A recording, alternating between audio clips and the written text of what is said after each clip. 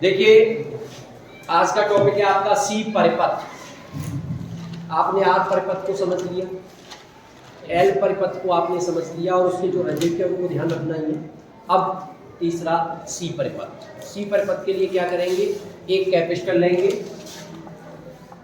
यह आपका एक कैपेसिटर हो गया और आपने इस कैपेसिटर को एक एसी सोर्स के साथ में कनेक्ट करना है। एसी सोर्स की वोल्टेज को V sin ओमेगा टी और ये सर्किट संधारित्र इसका जो धारिता है वो सी है। फिर से उसी तरीके से समझना है। सबसे पहले तो जो वोल्टेज गिवन होती है उसे लिख लिया करो, V0 sin ओमेगा टी की इक्वेशन। अब देखिए यहां होता क्या है, यहां पे क्या है, जैसे ही कैपेसिटर को लगाते हैं कैपेसिटर चार्ज और डिस्चार्ज होना शुरू हो जाता है, क्योंकि यहां पोलैरिटी बदलती रहती है लगातार। एक बार इधर प्लस उधर माइनस, फिर प्लस माइनस, ऐसे चेंज होता रहता है। इसका मतलब ये हुआ इसी समय इस पर कोई ना कोई तो आवेश होगा, कोई ना कोई तो चार्ज होगा। मान लीजिए एट एनी टाइम इस पर चार्ज है Q, तो हम इसके सिरों पे अगर पोटेंशियल की बात करें तो पोटेंशियल जो होगा V हो जाएगा Q/C। ये संधारित्र पे इतना पोटेंशियल होगा। अब फिर से यहाँ दो पोटेंशियल हो गए, एक पोटेंशियल तो ये जो सोर्स हमने लगाया था और एक पोटेंशियल इसके सिरों पे, और वास्तव में दोनों पोटेंशियल आपस में क्या होने चाहिए, इक्वल। इस परिपथ में भी कहीं भी प्रतिरोध नहीं है, यहाँ प्रतिरोध यहाँ भी जीरो है, तो total potential equal to zero.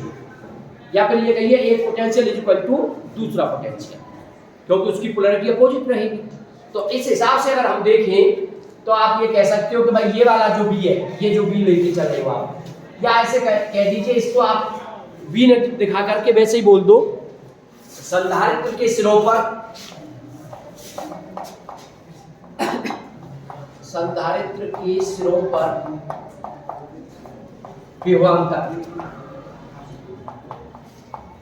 बराबर Q/C। ऐसे समझ लीजिए भाई संधारित्र के सिरों पे जो विभवांतर आया वो Q/C आया, और एक विभवांतर यानी एक बैटरी आपने या सोर्स यहाँ पे लगा रखा है तो दो पोटेंशियल हो गए यहाँ पे, एक ये वाला और एक ये वाला। कोई प्रतिरोध है नहीं, इसका मतलब ये पोटेंशियल इक्वल टू दूसरा वाला पोटेंशियल, सीधे सीधे कर सकते हो। तो आप इस पे लिख सकते हो, ये आपका एक तरह से सेकंड इक्वेशन आ गया, तो V = Q/C। अब V = Q/C, V की वैल्यू लगा लो, या फिर Q/C = लिख दिया V की वैल्यू हो गई V0 sin ओमेगा टी, और Q = C को उधर ले जाओ, CV0 sin ओमेगा टी। लेकिन हमारा जो टारगेट होता है वो होता है I निकालने का। हम I निकालना चाहते हैं भाई, V हमें गिवन है, I निकालना है। अब आपके पास Q आ गया निकल के, और वो भी तात्क्षणिक, इंस्टेंटेनियस। अगर Q हमें गिवन है, विद्युत धारा हम निकालना चाहते हैं तो सिंपल सा उसका डिफरेंशियल कर दो with respect to dQ/dt is called current. सही है। तो पिछले वाले टॉपिक में समाकलन किया था, यहाँ पर अवकलन, तो आपने लिख दिया differential with respect to t। t के सापेक्ष समाकलन अवकलन करेंगे तो ये हो गया dQ/dt equal to d/dt CV0 sin omega T. जो चीज कांस्टेंट है डिफरेंशियल से बाहर करिए, dQ/dt को तो आई लिख दो, CV0 बाहर आ गया। अब d/dt sin omega T, sin का होता है cos, तो cos ओमेगा टी, और इनटू करके ओमेगा टी का फिर से करेंगे तो ओमेगा। इस ओमेगा को पहले ले लो तो ओमेगा C V0 और cos ओमेगा टी, ये आई की वैल्यू आ गई। लेकिन फिर से आपके सामने वही प्रॉब्लम, क्योंकि जब हम V को साइन के टर्म में लेके चले तो I जो लाना है वो भी साइन के टर्म में लाना है। अब यहाँ cos आ रहा है, cos को लिखने के दो तरीके होते हैं, और दोनों तरीके मैंने तुम्हें समझाए थे पिछले वीडियो में। अब उसमें क्या ध्यान रखना था आपको, अगर आपके इक्वेशन में माइनस आ रहा हो तो माइनस वाला ले लो, और प्लस आ रहा है तो प्लस वाला ले लो। इसका मतलब cos ओमेगा टी की जगह पे हम लिख सकते हैं, cos ओमेगा टी की जगह पे लिखेंगे sin π/2 प्लस ओमेगा टी, इसे लिखेंगे हम की बात। सही है ना। क्योंकि sign pi by 2 plus theta फिर से कॉस थीटा हो जाएगा, तो प्लस वाले को लेंगे अगर यहां प्लस है तो, और माइनस आता है तो माइनस वाला, ये ध्यान रखना है बस। अब क्या करें, I is equal to omega C V naught, और इसकी जगह पे लिख लिया आपने sine pi by 2 plus omega T. लेकिन pi by 2 plus omega T, भाई वो तो दोनों प्लस के, तो आगे पीछे लिख दो कोई फर्क नहीं पड़ता, तो ओमेगा टी को पहले लिख देता हूं और प्लस करके पाई बाई 2 को बाद में कर देता। सही है। अब थोड़ा यहीं से हमें स्ट्रक्चर समझना है, क्योंकि वास्तव में फॉर्मूला तो लास्ट में यही आना है ना, आई इक्वल टू आई नोट, तो वी नोट तो तुम्हें दिख रहा है इसमें, लेकिन वास्तव में आई नोट क्या होता है, आई नोट होता है वी नोट अपॉन में, और अपॉन में जो होता है उसको बोलते हैं रुकावट, धारा के मार्ग में अवरोध। इसका मतलब हमारा जो आना चाहिए वो इस तरह से आना चाहिए, I naught equal to V naught upon, upon में उसको कहते हैं अवरोध, और यहां अपॉन में कुछ दिख ही नहीं रहा, यहां तो सीधे सीधे मल्टीप्लाई में दिख रहा है, लेकिन मल्टीप्लाई में नहीं चाहिए हमें, हमें अपॉन में चाहिए। अगर नहीं है तो उसे बनाओ। अब आप कहोगे बनाए कैसे, बनाने का सिंपल तरीका है, I equal to V naught upon, मैंने इसको लिख दिया 1 अपॉन ओमेगा सी, बन गया 1 अपॉन ओमेगा सी। का मतलब यही है कि ये ओमेगा सी कहां है, ऊपर है, लेकिन नीचे लिखा जाना है तो इसलिए उसको 1 अपॉन ओमेगा सी लिख दिया, और into sine omega T plus pi by. अब एक चीज तो ये आ गई कि वी नोट के अपॉन में जो चीज है वो अवरोध है, तो आप अलग से इस पॉइंट को कह सकते हो कि यहां 1 अपॉन ओमेगा सी धारा के मार्ग में रुकावट है, अवरोध है, जिसको कहते हैं धारतीय प्रतिघात। पिछले टॉपिक में जो आया था वो प्रेरण प्रतिघात था, और ये हो गया आपका धारतीय प्रतिघात, तो उसको अलग से समझा देंगे। और वास्तव में ये वी नोट अपॉन ये बन गया आई नोट, क्योंकि ये मैक्सिमम करंट बन गई। अगर आप साइन इतने को 1 मान लोगे तो आई की वैल्यू ये हो जाएगी, और उस आई को मैक्सिमम करंट कहते हैं तो आई नोट कह दोगे, इसलिए यहां पे आई नोट की वैल्यू ये हो जाएगी, तो आई इक्वल टू फॉर्मूला बन जाएगा आपका I naught sine omega T plus pi by 2। तो वी लेके चले थे और आई हमारा ये आ गया, साथ के साथ अब आपने क्या किया है, आपने ये बताया कि वी नोट अपॉन ये, तो यहां पे आप बता सकते हो कि यहां V naught upon 1 upon omega C equal to I naught धारा का शिखर मान है, और फिर इसमें दिखा सकते हो कि भाई ये जो अपॉन में चीज है ये धारा के मार्ग में अवरोध है, अवरोध है जिसे 1 अपॉन ओमेगा सी कह रहे हैं, और इसको एक्सी से रिप्रेजेंट करते हैं, इसको बोलते हैं धारतीय प्रतिघात। तो ये आपका धारतीय प्रतिघात निकल के आ गया।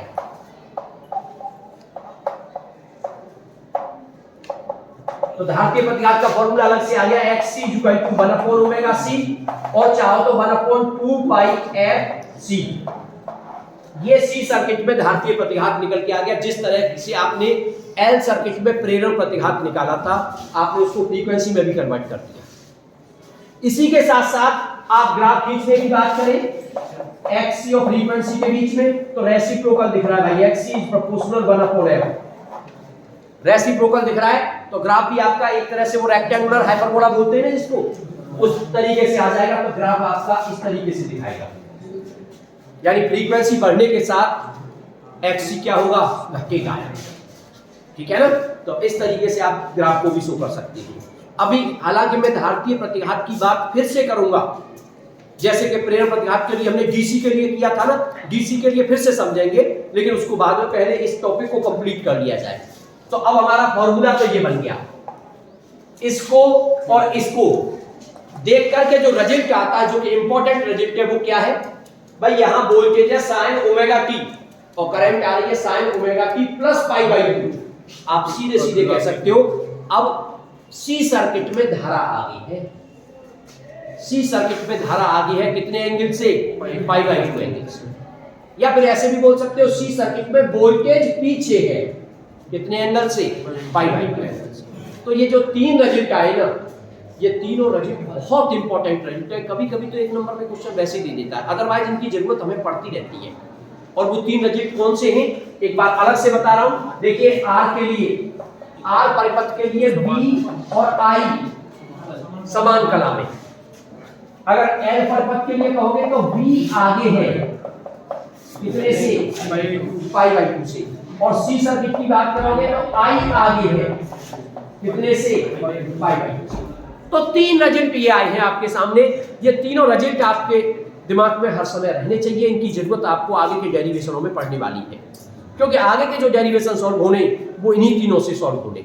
ठीक है, चलिए खैर अब थोड़ा सा आगे बढ़ते हैं। अब इस चीज को छोड़ करके अब 2 बातें रह गई हैं, एक तो फेजर और एक साइन कर्व। ठीक है, तो पहले चलिए फेजर की बात करते हैं कि फेजर कैसे लिखा जाए। तो फेजर को जब आप लिखो, फेजर बनाओगे, सिंपल है। फेजर आपके माइंड में लगभग बैठ चुका है। फेजर को हिंदी में भी आप ऐसे ही लिखते हो। सबसे पहले इसके लिए बात करते हैं, v = v0 sin omega t। तो एंगल कितना बन रहा है, ओमेगा t। तो आप इसको दिखा दोगे v0 और इस एंगल को दिखा दोगे ओमेगा t, और यहां से एक परपेंडिकुलर लाइन सीध में खींच के उस पर v लिख देना।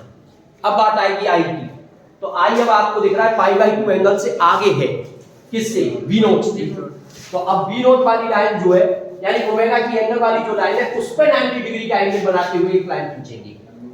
ये खींचिए आप, और उसकी जो लेंथ है वो वोल्टेज की लेंथ से हमेशा कम रखनी है। तो ये आपका हो गया, इस पे आप लिख दोगे I0 और इस एंगल को दिखाओगे यहां से यहां तक वाले को π/, इधर दिखा करके इसको I। ये बन गए आपके फेजर। अब बात आती है, फेजर हो गए भाई, साइन कर्व की बात करिए, ज्यावक्र की बात करिए। ज्यावक्र में पहला वक्र आपका बिल्कुल सेम, उसमें कोई बदलाव है ही नहीं। और भी बना सकते हो, बड़ा उससे कोई फर्क नहीं पड़ता। ये किसके लिए है, v के लिए, और ये वाली जो वैल्यू है ये एक तरह से v0 है। अब आप i को दिखाओगे, लेकिन i दिख रहा है आपको π/2 से आगे है, और π/2 जगह होती है ये वाली जगह। इसका मतलब इतना आगे है वो उससे, यानी जहां पे ये 0 होगा वहां पे उसका ये वाली जगह होगी उसकी। लेकिन i0 की वैल्यू हमेशा v0 से कम होती है, इसलिए ये जगह लेंगे, लेकिन थोड़ा छोटा लेंगे। तो ये वाली जगह यहां से शुरू करेंगे, इसकी हाइट से थोड़ा कम लेते हुए। तो यहां से शुरू हुआ, अब हो गया आगे भाई। इसकी ये 0 पे थी उस समय, उसकी π/2 पे है, तो आगे हो गया कि नहीं हो गया। तो आप यहां से उसको आगे दिखाते हुए ऐसे करके बना दोगे।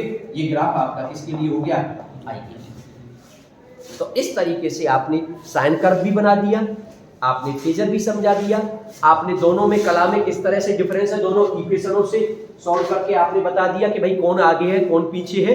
और साथ ही साथ एक नया शब्द आ गया जो कि धारतीय प्रतिघात है, यानी सी सर्किट में धारा के मार्ग में अवरोध है, और उस अवरोध को आपने फ्रीक्वेंसी के साथ भी रिलेट कर दिया और उसका ग्राफ भी शो कर दिया। क्लियर।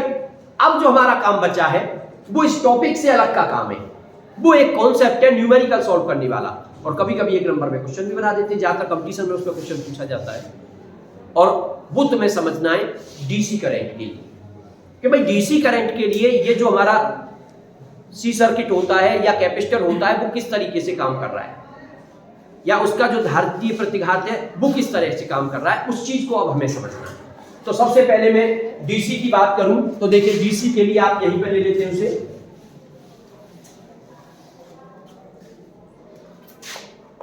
और डीसी डायरेक्ट करंट के लिए आप जानते हो भाई, डायरेक्ट करंट की फ्रीक्वेंसी होती है 0, उसकी कोई आवृत्ति नहीं होती क्योंकि उसका मान बदलता है। अब फ्रीक्वेंसी 0 गई तो अब आप xc निकालोगे, x = 1/2πfc। f की वैल्यू 0 लगाओगे तो 1/0 हो जाएगा, जिसकी वैल्यू हो जाएगी इनफाइनाइट। x = infinite.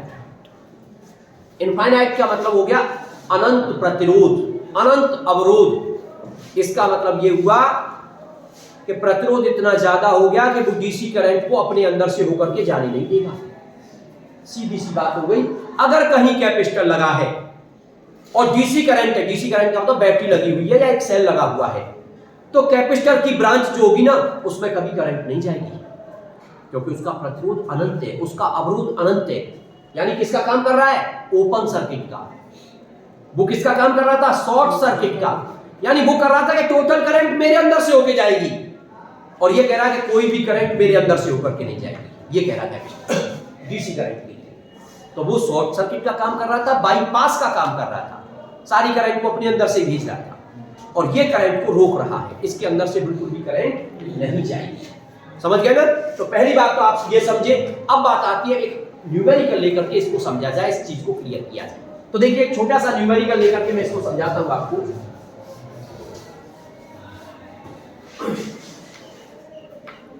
जैसे मान लीजिए आपने सिंपल एक क्वेश्चन ले लिया, जैसे आप पहले लेते थे, मान लीजिए 6 वोल्ट की बैटरी है और कुछ रेजिस्टेंस लगा रखे हैं आपने,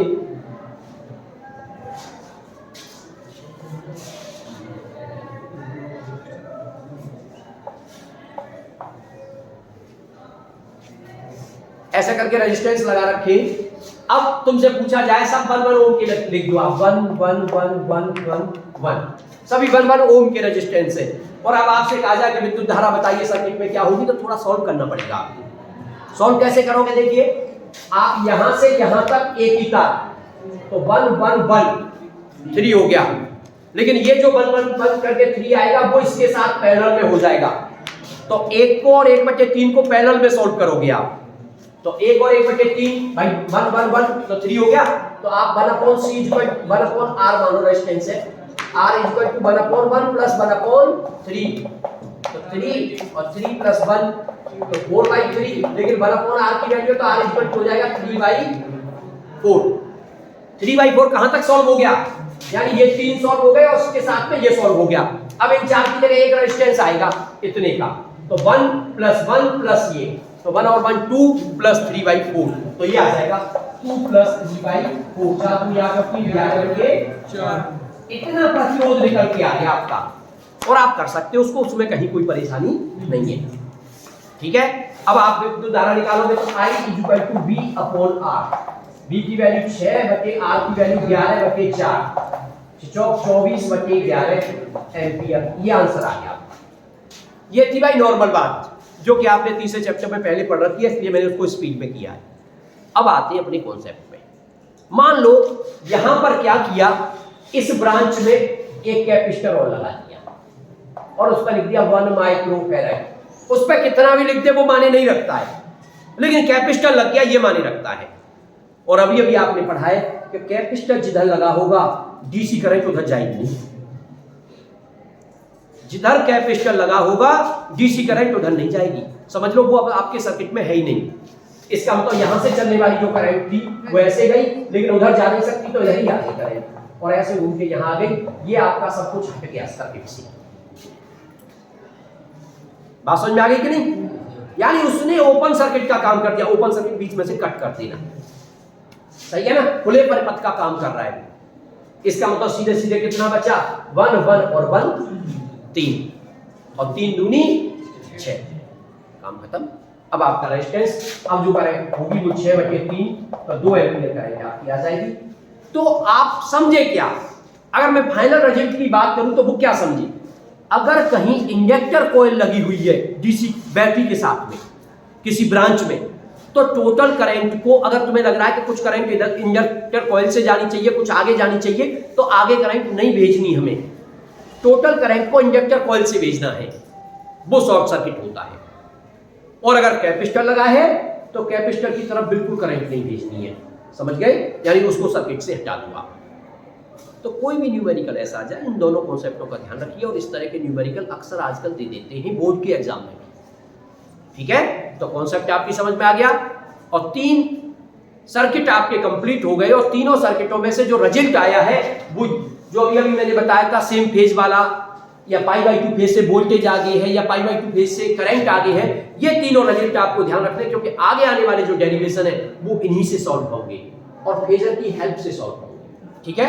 तो आगे मैं एक सर्किट और लेता हूं, RL सर्किट।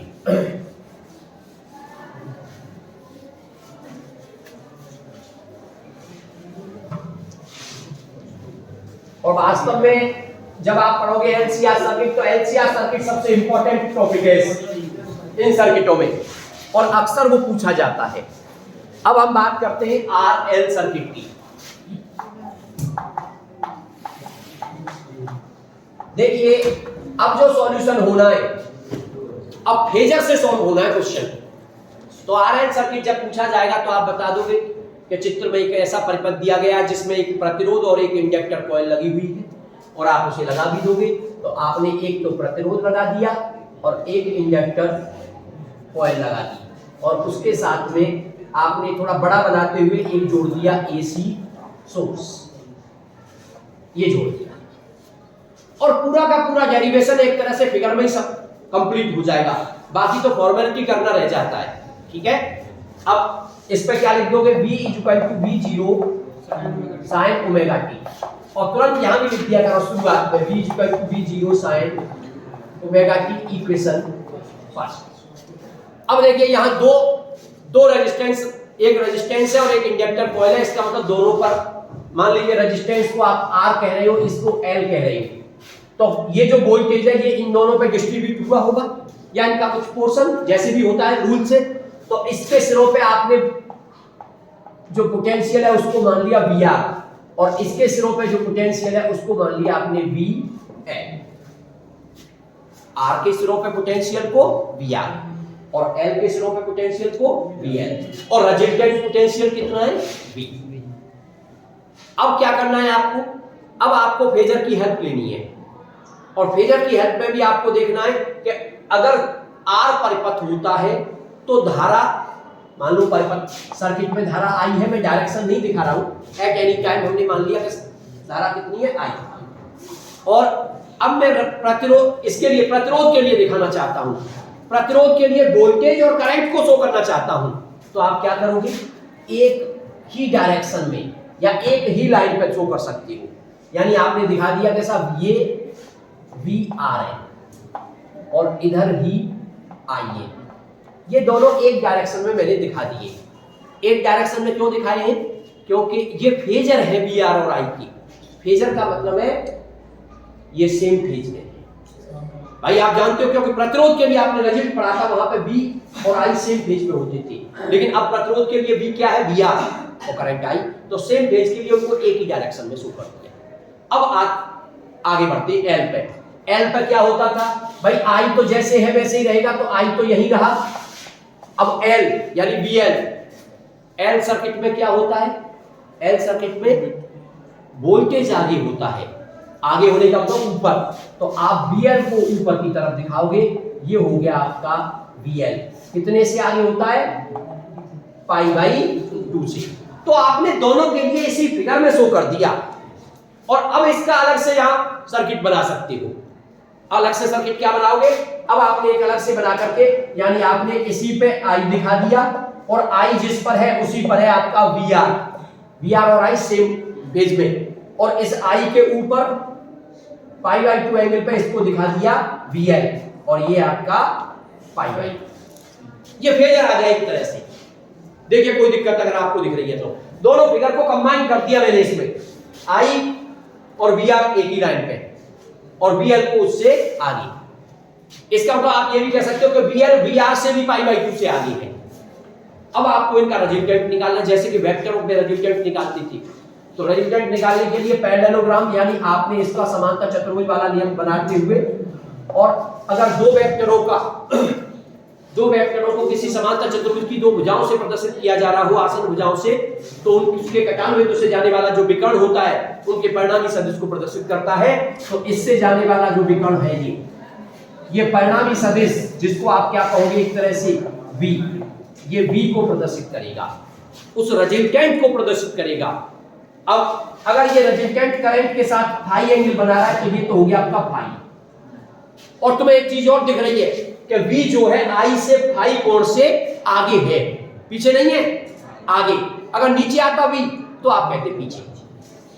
तो आ रहा है सर्किट में वोल्टेज अब भी क्या आ रहा है, आगे आ रहा है, लेकिन π/2 से आगे नहीं आ रहा है, बल्कि एक एंगल फाई से आगे आ रहा है, जो कि हमने अपनी तरफ से मान लिया है। इसलिए जरूरी हो जाएगा कि फाई को भी डिफाइन करके बताएं कि फाई कितना है। लेकिन भाई टारगेट क्या होता है, टारगेट होता है करंट निकालने का। तो सबसे पहला काम है करंट निकालिए। अब करंट निकालने के लिए इसी में पाइथागोरस थ्योरम लगाओ पहले। तो पाइथागोरस थ्योरम लगाओगे तो ये V है, ये VR है, ये VL है, तो ये वाला भी VL हो जाएगा, ये VL हो जाएगा। और पाइथागोरस थ्योरम आप लगाओगे तो आप कह दोगे V² बराबर VR² प्लस VL²। अब यहां से देखिए ओम्स लॉ का विशेष ध्यान दीजिए। ओम्स लॉ को आप पढ़ते हो V = IR, लेकिन एक बात ध्यान रखना, V = IR तब है जब प्रतिरोध के लिए आप लगा रहे हो। लेकिन अगर आप इसको प्रेरकत्व के लिए लगाए तो वी आर तो V equal to I R हो गया, लेकिन वी एल की बात करेंगे तो क्या हो जाएगा आई एक्सएल, क्योंकि वहां आर की जगह पे जो अवरोध होता है वो एक्सएल होता है।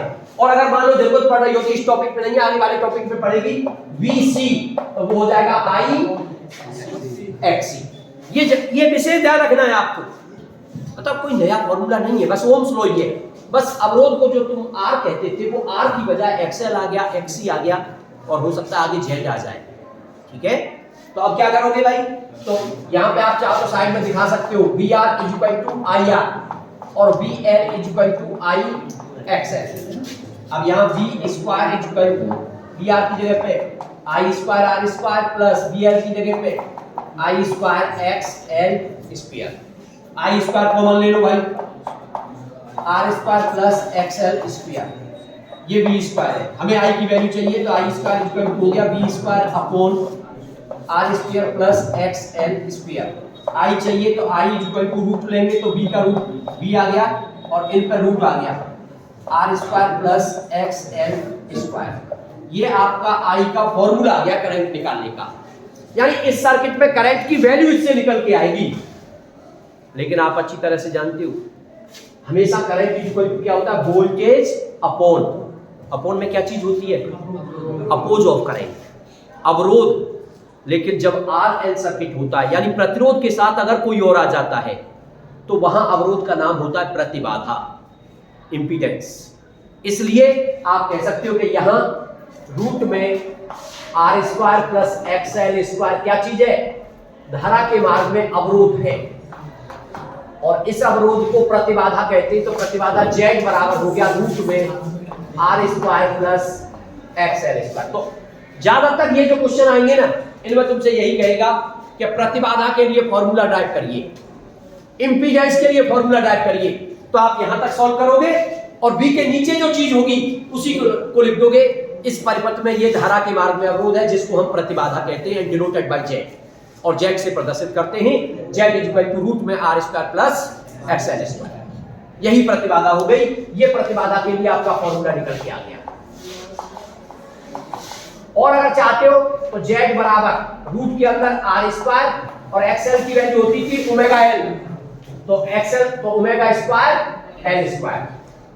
और भी ज्यादा चाहते हो तो Z is equal to root में R square plus 2 pi F, तो 4 pi square F square L square, ये भी आ गया। ये सब प्रतिबाधा के फॉर्मूले हैं, आप किसी को भी लगा करके चीज को समझ सकते हो। ठीक है, तो कहीं रखने की जरूरत नहीं है, करंट निकालने का टारगेट बनाइए और जो अपोन में आ रहा है वो प्रतिबाधा है, और आपने प्रतिबाधा के लिए और वास्तव में आरएल सर्किट आ जाए, आरसी सर्किट आ जाए, एलसीआर सर्किट आ जाए, तीनों ही सर्किटों में प्रतिबाधा के लिए फॉर्मूला ड्राइव कराने का ज्यादा चांस बनता है। वो बड़ा सिंपल सी चीज है, जैसे कि ये सॉल्व होकर के आ गया। अब प्रतिबाधा कंप्लीट हो गई भाई, ठीक है। अब थोड़ा सा करंट का वो वाला फॉर्मूला भी बनाओ जो साइन के टर्म में बनाते हैं। तो हमें फिगर से देखना होगा, फिगर से वोल्टेज आगे है, करंट पीछे है, लेकिन कितने एंगल से, आई से। लेकिन वोल्टेज का फॉर्मूला तो हम पहले लिख चुके, V equal to V naught sine omega T. तो करंट का फॉर्मूला हो जाएगा I equal to I naught sine omega T minus phi, क्योंकि करंट पीछे है फाई एंगल से, इसलिए आप sine omega T minus phi लिखोगे। तो करंट का ये वाला फॉर्मूला आप दिखा दोगे। लेकिन कभी भी कोई भी चीज हम करें अपनी तरफ से, अगर कोई कांस्टेंट ले लेते हैं या कोई भी फैक्टर ले लेते हैं, हमें उसको डिफाइन करना पड़ता है। और फाई हमने अपनी तरफ से मान लिया तो फाई की वैल्यू निकालनी पड़ेगी, और उसे फिगर से tan के टर्म में निकालेंगे। तो भैया आप बता सकते हो कि यहाँ पे tan phi is equal to, अब tan फाई क्या आएगा भाई, फिगर से देखो VL अपॉन VR। तो tan phi is equal to हो जाएगा VL अपॉन VR। VL क्या था, IXL अपॉन IR, I से I कैंसिल, ये आ गया XL अपॉन R, और XL क्या था, ओमेगा L अपॉन R। तो वास्तव में tan फाई इक्वल टू आ गया ओमेगा L अपॉन R, और चाहो तो फाई इक्वल टू हो गया tan inverse omega L upon R। इस तरह से आपने ये भी बता दिया कि इस परिपथ में जो धारा है वो फाई एंगल से पीछे थी, और उसकी वैल्यू भी आपने बता दी है कितनी है, tan inverse omega L upon R। अब अलग से फेजर बनाने की जरूरत नहीं, क्योंकि क्वेश्चन सॉल्व ही फेजर से हुआ है। ये भी तो फेजर है, जो क्वेश्चन सॉल्व हुआ है हमारा वो फेजर से ही सॉल्व हुआ है। हाँ, साइन कर्व बना सकते हो। साइन ग्राफ अगर आप बनाओगे तो देखिए V वाला तो बिल्कुल जैसे था वैसे रहेगा। अब रही बात I की, लेकिन अब I में पीछे है करंट, पीछे के लिए नीचे से चलते हैं। अब कितने एंगल से पीछे ये नहीं पता। अगर पाई बाई 2 से पीछे होता तो ये वाली जगह यहां से दिखाती। अब कोई बात नहीं है, उसको पाई बाई 2 की बजाय कोई भी एंगल अपने मन में मान लो, यानी ये वाली जगह दिखा के यहां से दिखा दो कि भाई यहां से जगह जो है ये ऐसे करके जा रहा है। बस इस तरीके से उसको शो करके आप और आगे बढ़ा सकते हो उसको डॉट डॉट करके। समझ गए ना? तो वो जाकर, हालांकि जाकर पूछता नहीं इनमें जाकर क्या पूछा जाता है, एक तो कालांतर के लिए फॉर्मूला पूछेगा, एक इंपीडेंस के लिए फॉर्मूला पूछेगा, बस 2 चीजें पूछेगा आपसे। तो इन दोनों चीजों को निकालने की आप प्रैक्टिस करिए। और देखिए जैसे आपका ये आरएल सर्किट है वैसे ही बिल्कुल आरसी सर्किट है। कुछ चीजें बदलेंगी, कैसे बदलेंगी वो तुम्हारी समझ में अपने आप आ जाएगा। ठीक है ना? तो इस तरीके से आप आरएल परिपथ को समझ सकते हो, उसमें प्रतिबाधा कितनी आई और कलांतर कितना आया। इन 2 चीजों पर फोकस आपको करना है। साथ ही साथ मैं आपको एक टॉपिक और बता देता हूं, आरसी सर्किट भी, उसमें ज्यादा टाइम नहीं लगेगा और दोनों ही टॉपिक बिल्कुल एक जैसे, इसलिए समझ में आने में भी दिक्कत नहीं है।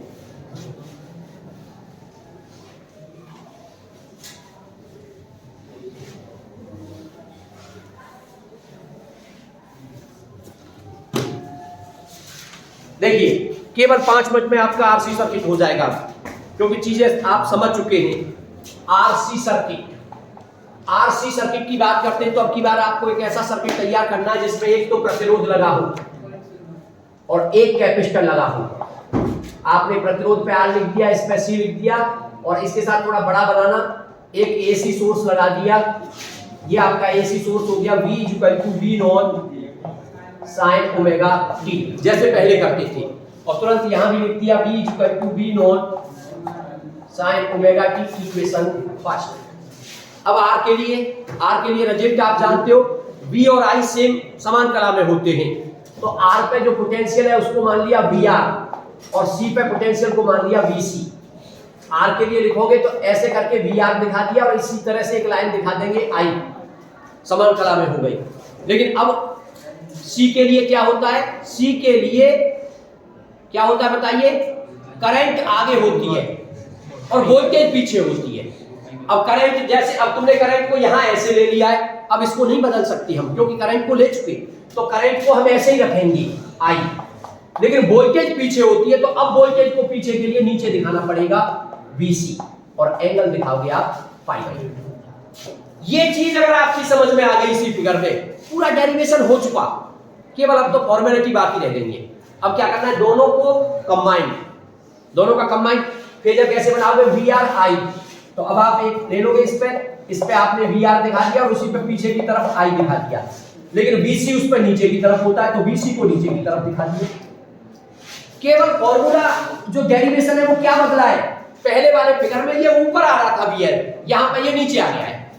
लेकिन 2 सदस्यों का परिणाम ही निकालते हो तो आपको समांतर चतुर्भुज बनाना पड़ता है ऐसे करके, और उस समांतर चतुर्भुज का जो विकर्ण होता है वो उनके रिजल्टेंट V को प्रदर्शित करता है। ये V को बता रहा है। अब इस फिगर को देख के बताओ कि I आ गई है कि V आ गई है? आप कहोगे I आ गई है, V तो नीचे आ रहा है। तो कितना I कितना आ गया है? फाई एंगल से आ गया है। उस फाई को निकाल देंगे बाद में। और फिलहाल बात करते हैं रेजिस्टेंट निकालने की, तो वही पाइथागोरस थ्योरम लगाएंगे। लेकिन उससे पहले VR को क्या लिखोगे? IR। VC को क्या लिखोगे? IXC। ये ध्यान रखना है। अब आप पाइथागोरस थ्योरम लगाओगे तो V square is equal to VR square plus VC square. देखिए ये V है, ये VR है, ये VC है, तो ये वाला VC हो गया, पाइथागोरस थ्योरम लग गई आपकी। V square is equal to I square R square plus I square XC square. I square common ले लिया, R स्क्वायर प्लस XC का स्क्वायर, ये V स्क्वायर।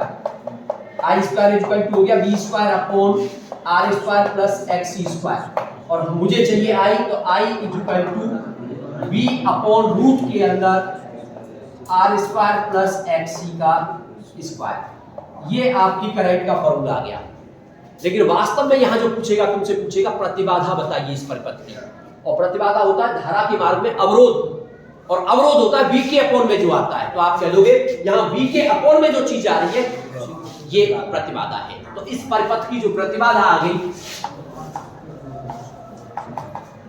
प्रतिबाधा Z इक्वल टू रूट के अंदर R square plus XC square, और चाहो तो XC की वैल्यू आप निकाल चुके हो पिछले डेरिवेशनों में, XC equal to 1 upon omega C आप बता सकते हो, but XC equal to 1 upon omega C, तो Z इक्वल टू हो जाएगा रूट के अंदर R square plus 1 upon omega square C square, और चाहो तो ओमेगा की वैल्यू 2 पाई f लगा दो और आगे हो जाएगा।